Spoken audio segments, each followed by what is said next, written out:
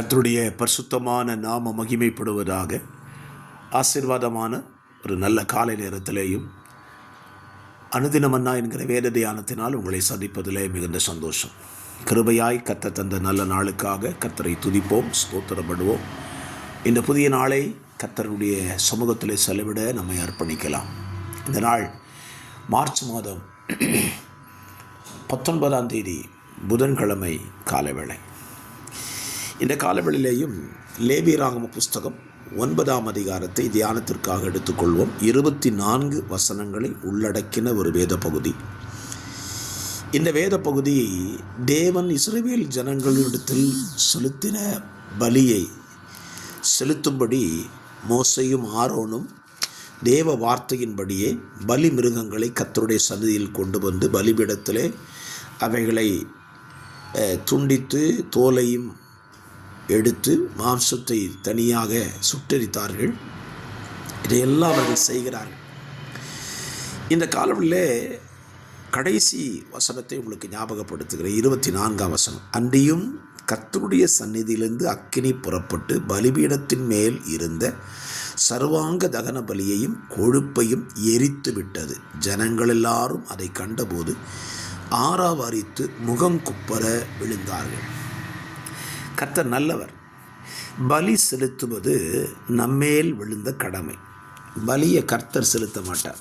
பல நேரத்தில் பலி செலுத்த நாம் மறக்கிறோம். பலி செலுத்த வேண்டிய பொறுப்பு நமது கரத்தில் இருக்கிறது. பலியை நாம் செலுத்தும்போது அதை அங்கீகரிப்பது தேவனுடைய கரத்தில் இருக்கிறது. பாருங்க, மோசேயும் ஆரோனும் பலிகளை அங்கே ஆசரிப்பு கூடாரத்தில் செலுத்துகிறார்கள். ஆனால் வேதம் சொல்லுகிறது, கர்த்தருடைய சந்நிதியிலிருந்து அக்கினி புறப்பட்டு பலிபீடத்தின் மேல் இருந்த சர்வாங்க தகன பலியையும் கொழுப்பையும் எரித்து விட்டது. நாம் செலுத்துகிற பலிகளை கர்த்தர் அங்கீகரிக்க வேண்டும். மனுஷன் அங்கீகரிக்கிறானோ இல்லையோ, கர்த்தர் அங்கீகரிப்பது தான் நாம் செலுத்தின பலிக்கான ஆசீர்வாதம்.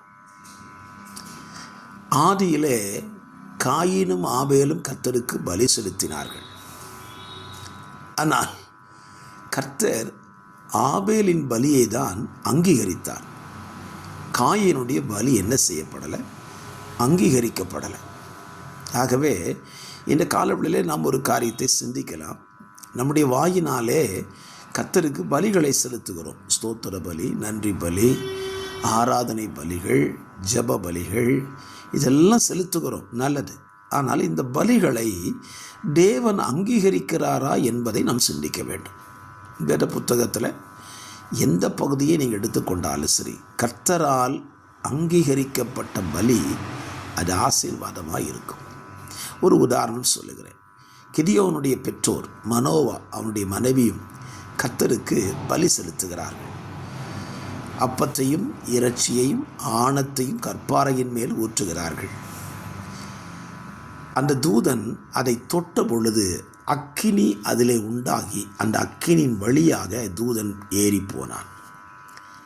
அப்படியானால் அந்த அக்கினி எரிந்தது தான் தேவன் அங்கீகரித்ததற்கு அடையாளம். எலியாவும் அதைத்தானே சொன்னான். வானத்திலிருந்து இறங்கி அக்கினி இறங்கி பலிமிருகத்தை பட்சிக்க வேண்டும். அவர்தான் தெய்வம்.